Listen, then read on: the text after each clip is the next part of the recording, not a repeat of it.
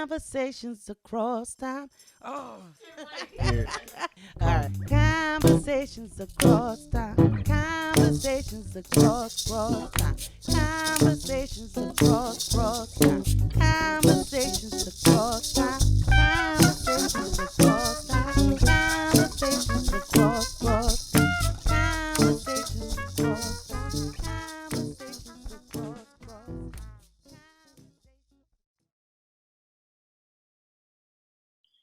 Good evening. Welcome to part two of the series that we are doing here at Conversations Across Time. And the title of the series is China, from Poverty to Power. My guests tonight are Oh, excuse me. I'm President Theodore Roosevelt, known as Teddy Roosevelt, the 26th president of the United States. And I served as president from 1901 to 1909. I was considered a progressive Republican at the time, as far as domestic affairs was concerned, but really a very, very strong and powerful hand in foreign policy. And I think that'll be reflected in the topic that we're presently discussing, is China, poverty to power. Thank you.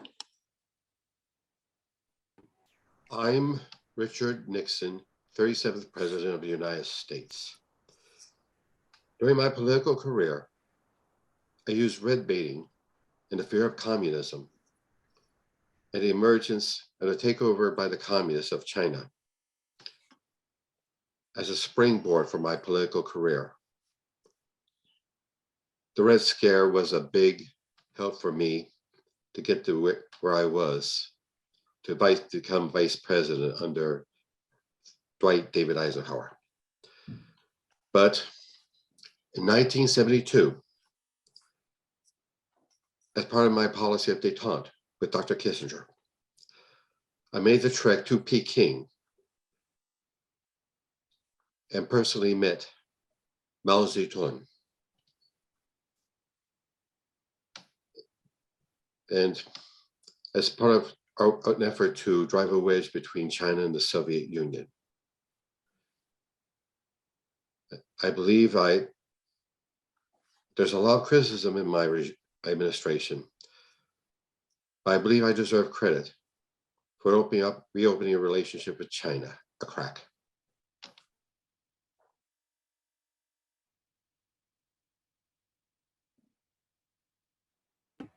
Hi, I'm John Milton Hay. I was the personal secretary of Abraham Lincoln during the Civil War.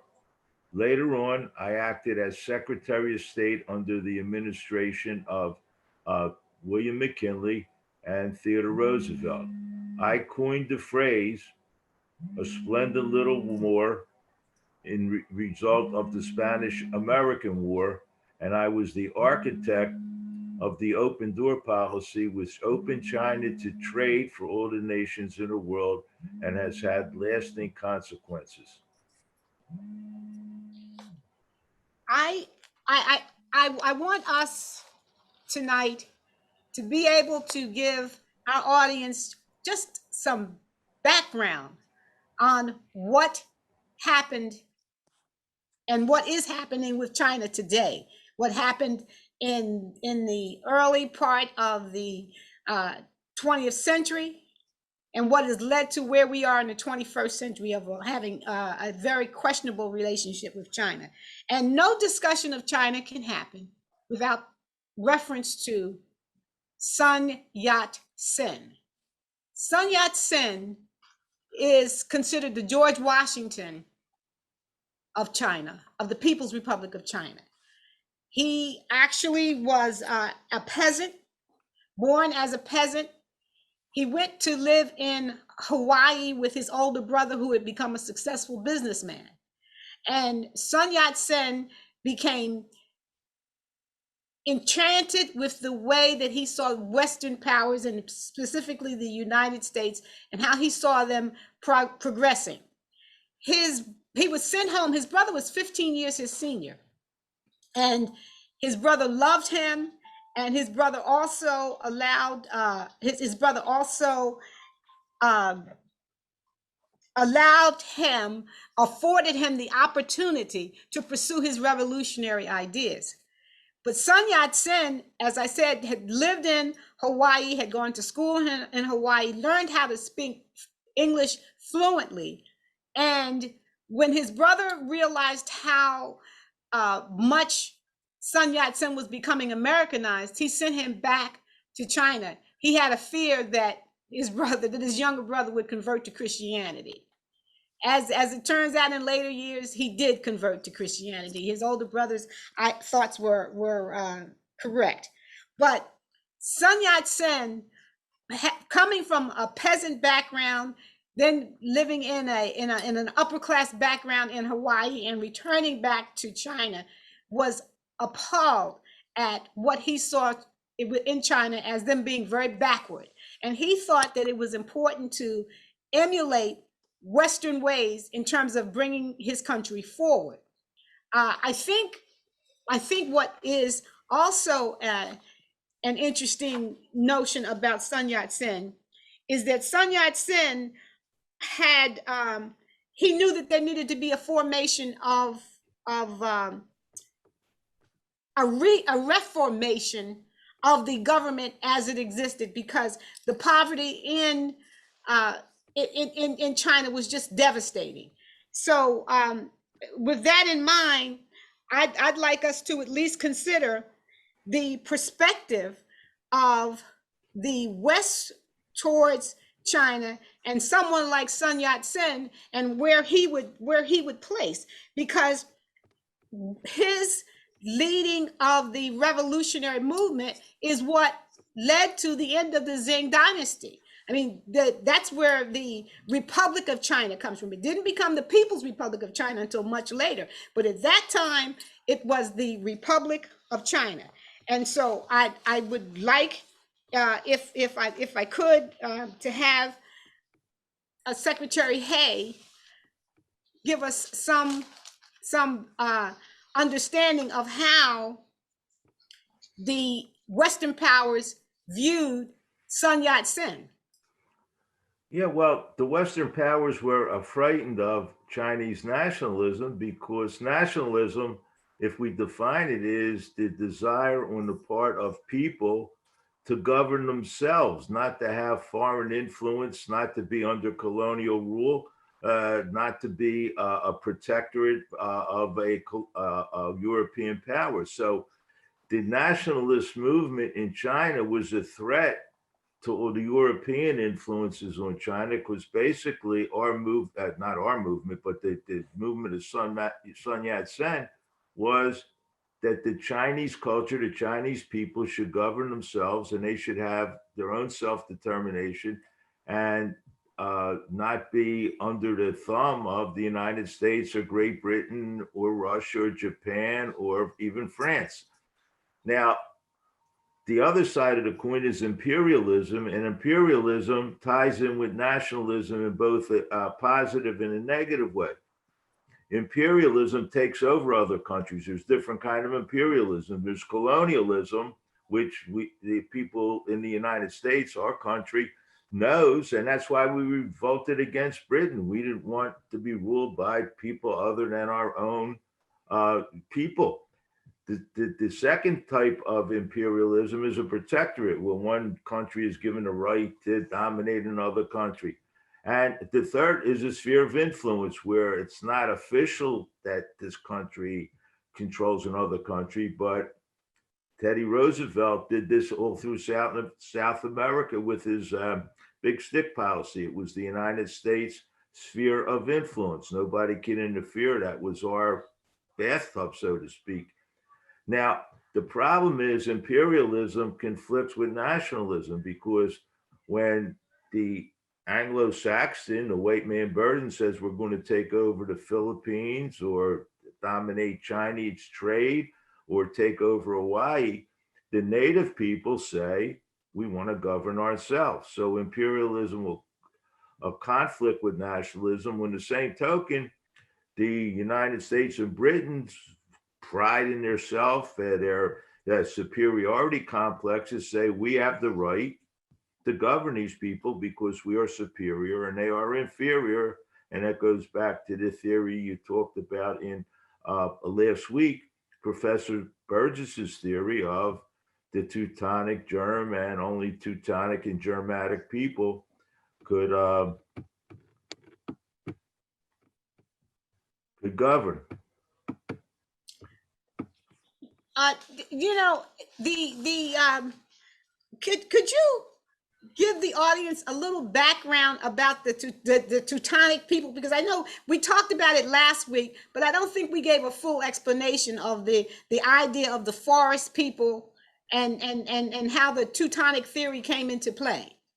Yeah, the Teutonic tribes were the Germanic tribes in Germany that marauded through Germany. And the theory Burgess had is that they set up systems within their own tribal cultures that were reasonably democratic. I don't personally think they were democratic, and that this germ, this gene, transferred from these Teutonic people, these Teutonic warriors, to the Angles and the Saxons, who then settled in Great Britain.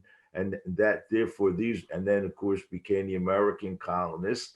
And these were the only people that had the gene or the germ to fulfill a government that was stable and was democratic. Other people were incapable of that because they did not have the germ, the gene, that, as Burgess called it, to govern. And that influenced policy in Britain and the United States throughout the 19th and 20th, and it still influences our policy today. If you listen to some of the politicians speak about Chinese and China, and the shock is that China is doing so well, which we'll talk about, because the theory is they're incapable of doing well. And I also am reminded of the fact that that whole Teutonic and Aryan belief comes, of course, was something that came to be used by Adolf Hitler with the superiority of the Aryan race. No doubt about that. In fact, he said it many times in his speeches that he wanted to go back to the days of the Teutonic warriors and restore German glory. So you're absolutely right in that theory. Is there any similarity, do you think, from your perch in history? Is there any similarity between restoring Germany to the Teutonic folk that we are hearing in today's body politic? Yeah, it's the same, Absolutely. white supremacist mantra that we hear today, and the same people who are Immigrant policy, it's Trumpism. Right, exactly. That's what it is. Exactly. President Roosevelt. I'm glad Mr. Roosevelt sees the light now. So do I. We both are guilty of being blinded by the light. Yeah, I understand. Excuse me, but Times have to changed. interject There's no question about it. I have to interject here. In our foreign policy, we didn't give a hoot in hell about theory or political science or any of that, or the history of another people. We just talked about our self-interest. After the Second World War ended, our focus was on maintaining Chiang Kai-shek as the leader of China and preventing the communists from taking over. Now, what was the importance of Chiang Kai-shek? And we should also let the audience know that Chiang Kai-shek was the brother-in-law of Sun Yat-sen.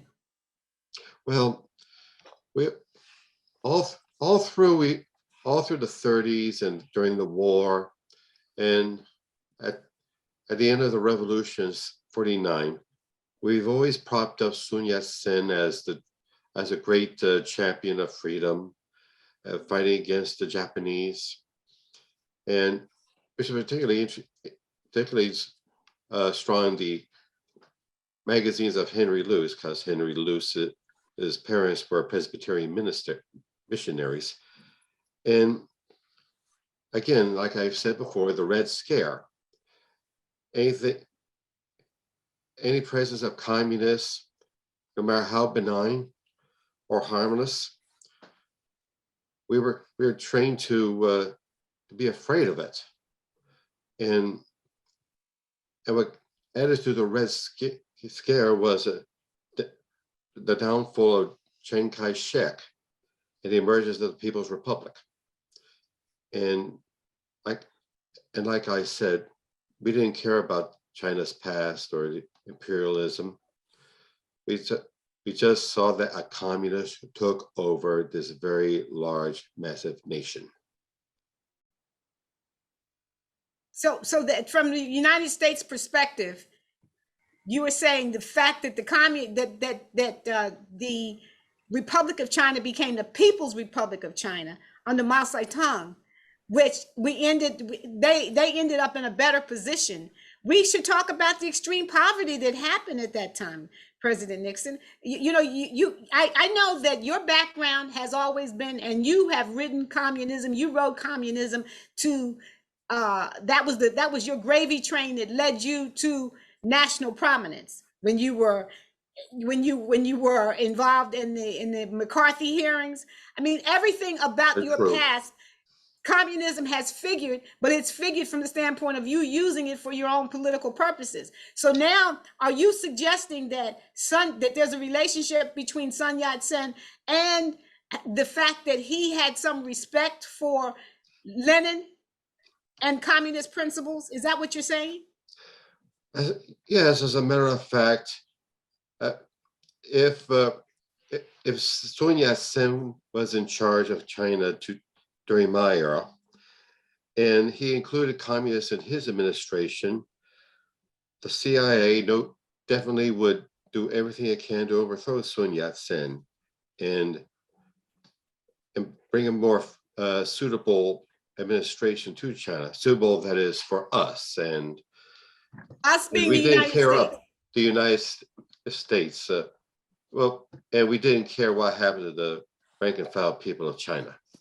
Yeah, but President Nixon, I think you will agree with me. While the right wing, the people that followed you and follow the right wing, the white supremacists today, are very anti-communism. They admire the tactics of Lenin and they follow the tactics of Lenin. So to criticize Sun Yat-sen for what Donald Trump and his minion. I know one of his advisors, Steve Bannon, is a great admirer of Lenin's tactics. So what you're saying about Sun Yat-sen is equally true about the right wing today. The national and the right wing in the United States are nationalists. That's exactly what they are. And so the tactics of communism or the tactics of Leninism, let me put it that way, are different than the philosophy of communism. You can't confuse the two. But what we really have to understand is you were a big supporter of Chiang Kai-shek and making sure that until you had to open up China and recognize China for trade. In fact, before you went to China in the debate you had with John Kennedy, you talked about defending at the time Formosa, which is Taiwan now, and Quemoy and Matsu, and even going to war with China over them. So you changed your position when it became advantageous economically to open up China to the West. Yes, that's true. That's the way our foreign policy has always been. Cultivate somebody as an asset, an ally, but when it's convenient for us, or when that ally becomes gets out of hand, we overthrow that person. It's like with Noriega in Panama and Saddam Hussein in Iraq. We use them as intelligence assets, and we supply Saddam Hussein heavily with armaments during their war with Iran. But as soon as Iraq invaded Kuwait, Saddam Hussein was, you might say, expendable. He became persona non grata because he did not align with the interests of the United States at that point. Precisely. Let And another thing, there was a time when the CIA hired Saddam Hussein and a few of his goons, supplied them with pistols to go out and massacre members of the Iraqi Communist Party. He was useful to us then, but no longer. President Nixon, let me ask you a question, because this is and I would, ask President Roosevelt a similar question. Part of the problem now that we have with China is the island of Taiwan, and it could cause a conflict between the United States and China. Would you, in your view, because you were in the past, be willing to go to war to protect the independence of Taiwan? Because the Chinese government is eventually going to want to incorporate Taiwan into mainland China, make it one country. That's nationalism. Well, if I can answer that. Go ahead. I'm sorry, go ahead. No, go ahead, President. When I was debating Mr. Kennedy in 1960, I did make that statement about using all kind of military force to protect Taiwan. Right. Now, it's cool for most of them, I think, wasn't it? Yes. And I believe that under my administration, if it suited our purposes to abandon Taiwan, we would, just like we abandoned Noriega and Saddam Hussein. President Roosevelt, you were getting ready to interject something, and I'm really curious to hear your impressions from your perch in history. Well, of course, that wasn't an issue back in my day, but today the present president has already stated that he's willing to support Taiwan and against any kind of aggression that China would, of course, agree upon. And of course, it looks every day, it looks more and more like they're willing, or they want to incorporate Taiwan into the total China complex. The buildup in the South China Sea is certainly intimidating, and everything that they've done. But I think that they'll continue, our government will continue to support Taiwan because it's a democratic and free society. And that's what we preach all around the world. Now, what will happen if China makes the move against them? I'm not at liberty to say, to tell you the truth. But it was a lot different when I was there. China wasn't in the same position. China wasn't as powerful, obviously, when I was president. But China today is very powerful, and they've moved powerful both economically and militarily. So the situation is completely different from when I was president. Sure, we talk a lot about, we preach democracy to other nations, but do we practice it? Definitely not. Look at some of our allies, Nicaragua under Somoza, and Chile under Pinochet, and the Philippines under Marcos, and Haiti under the Duvalier regime. Yeah. But President Nixon, that's one of the problems we have today. We criticize President Peng and the Chinese government for their abandonment of human rights and their abandonment of equal rights for older people, and the people that are Muslims in China are discriminated against. The Tibetans are having a terrible time, people in Mongolia. And yet, from the Chinese point of view, they say people in glass houses shouldn't throw stones. And if you can't treat your people of color any better than you do treat them, who are you to criticize the Chinese? And that's a big problem we have when we talk about human rights and the government of China today. Well, and also our anti-immigrant policy, which is the same thing. I mean, yes, it's based on the same principle, President Roosevelt. Yes, sure. Still correct. Still, the human rights is the problem in China. The repression of the Uyghurs, the repression of Tibet, the threatening of Taiwan and Hong Kong.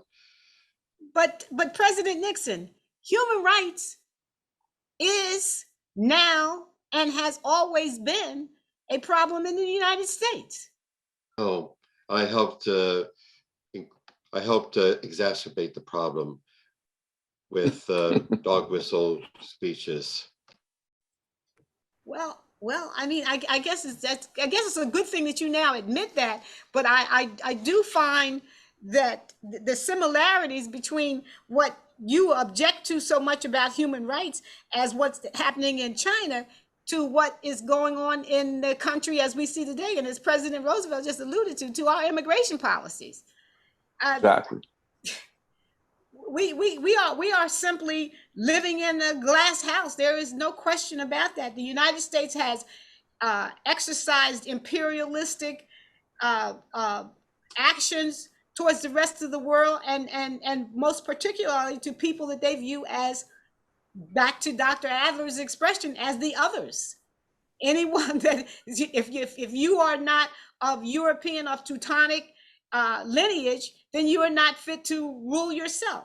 So, but I think I want us to get back to Sun Yat-sen, because he figures so importantly in what China has become today, because he certainly was, as the father of China, as of the Republic of China, was someone that signaled that the way in which things had been done, with the Qing dynasty being at the top and exercising their elitist control over the Chinese people, that just could not stand. So I want us to look at China from that perspective.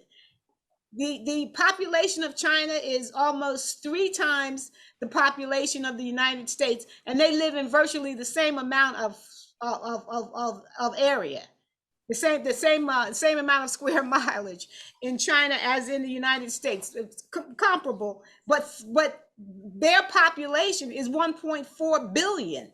1.4 billion people. And so you can understand how that figures in today's marketing scheme, and what that means for all of these Western powers trying to get in and do business with China. Think back to Secretary Hay and the open door policy, where they divided up China for trade. The I Chinese. mean, that happened how many years ago? How many years ago, Secretary Hay? 120, 120. Yeah. The Chinese to this day call that period from the time of the open door policy, or a little before that, after the revolution in China, until the communist takeover by Mao, they call it the century of humiliation. That's what the Chinese call it to this day. They call it the century of humiliation. And we got the American people. If I were Secretary of State and I didn't really understand China, and to all due respect to President Roosevelt, he really didn't understand China at the time. We had our own bias and prejudice. But